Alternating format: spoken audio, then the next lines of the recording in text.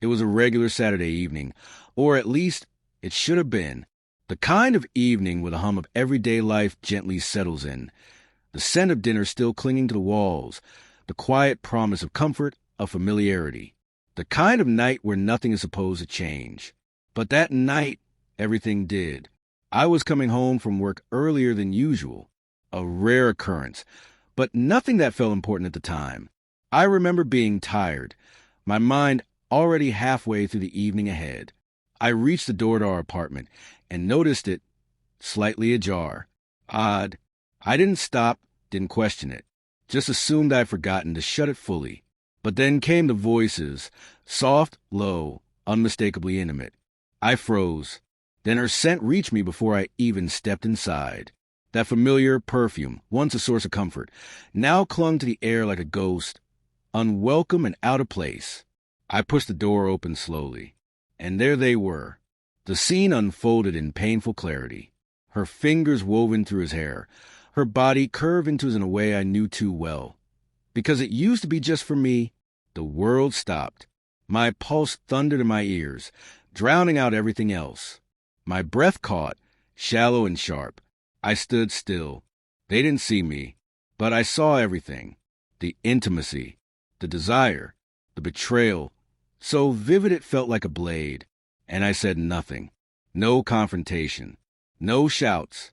No questions. I turned around and walked out. I didn't pack a bag. I didn't slam the door. I didn't need to. The silence was loud enough. That same night, I left, found a temporary place in another city, a new apartment, a new beginning. The divorce papers were filed the next morning, clean, efficient, emotionless. I deleted her number, removed every trace of her from my life. Photos, messages, shared memories. It was as if I was erasing a chapter that no longer belonged to me. The hardest part wasn't the quiet. It was the absence, the gaping space where love used to live, the ache of what I thought we had. But time, as it always does, moved on, slowly at first, painfully. The nights were the worst, haunted by what-ifs and unanswered questions. I questioned everything, her words, our years together, the promises that now rang hollow. But days turned into weeks, weeks into months. A year passed. The pain faded, not gone but muted, like an old scar that aches when it rains. I poured myself into work, took up hobbies, met new people. I laughed again.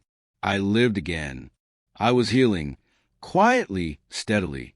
And though I still carried the weight of the past, it no longer defined me. Then, one evening, ordinary like so many others, I saw her. She stood under the streetlight just outside my building, her figure small against the city's hum. I blinked, thinking it was someone else. My instincts kicked in. My legs kept moving in the opposite direction. But then I heard it. "Hey!" she called softly. Her voice trembled. I stopped. That voice, familiar, haunting. I turned, unsure what I'd find. Her eyes met mine, searching, pleading. "I've been trying to find you." I didn't speak. I didn't know what to say. My heart pounded, not with love, not with rage, but something more complex. She looked different, smaller, worn down, fragile in a way she'd never seen before. Still, I wanted to turn away, but something made me pause. "What do you want?" I asked. The words felt foreign, clumsy. "I need to talk to you." "Please," she said. "I know I messed up. I need to tell you why." So we walked, not far, just to a small cafe nearby, a place I used to take her, back when things were good. She sat across from me, a stranger wearing a familiar face. Her voice was quiet, almost unsure. "I made a mistake," she said finally, eyes fixed on her hands. "I thought I could have both. Him, you, everything. I thought I was strong enough to live two lives. But I was wrong. I didn't respond. I just let her talk." She spoke of regret, of confusion, of thinking the grass might be greener, only to find nothing but emptiness. Her words poured out, unfiltered, aching with guilt. She wasn't looking for sympathy. She was searching for understanding, maybe forgiveness. I've lost everything, she whispered. But losing you, that was a real loss. I wanted to feel anger, fury. I wanted to let it all out. But all I felt was tired, exhausted from the past, from the hurt, from her. She reached out, her hand trembling. I know I don't deserve your forgiveness, but I miss you. I miss what we had. For a fleeting second, I almost let myself believe her. Almost. Why now? I asked, after everything. Why now? She hesitated, swallowing hard. Because the life I thought I wanted, it fell apart. And when it did, I realized too late what I'd thrown away.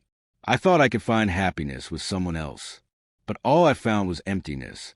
Her honesty hung in the air between us like smoke, thick, clinging, hard to breathe through. I had heard words like these before.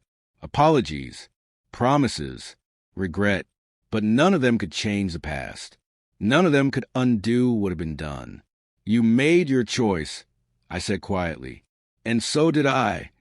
She looked shocked, as if she hadn't expected me to be so calm, so certain.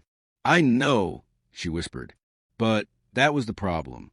I didn't understand that some things, once broken, can't be put back together, not like they were, not really. I stood.